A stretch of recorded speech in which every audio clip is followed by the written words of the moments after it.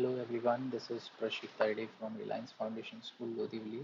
So this is a project in which we are designing a game using this sprite called as Beetle, and this is a maze game, arrow and maze game, as you can see here.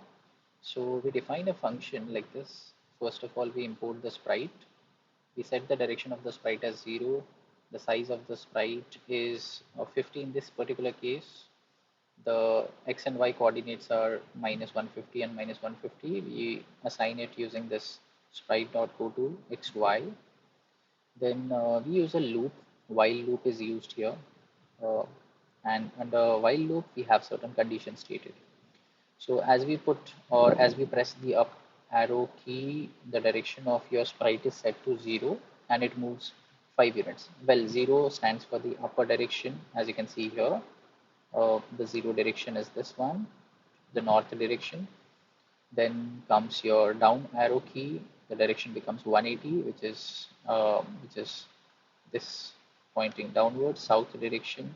Similarly, you have all the other directions assigned as minus 90 and plus 90. Minus 90 for the left arrow key and plus 90 for the right arrow key. Well, after this, we also have to put some conditions into this particular game. And the condition is if the beetle touches the black color, then it should return to its original position and also give us a message that the game is over. And alternatively, if you can touch this red apple here at the top, it will give you a message that you won and again return to its initial position. Let's see how this works. Click on this run button and you can see the beetle.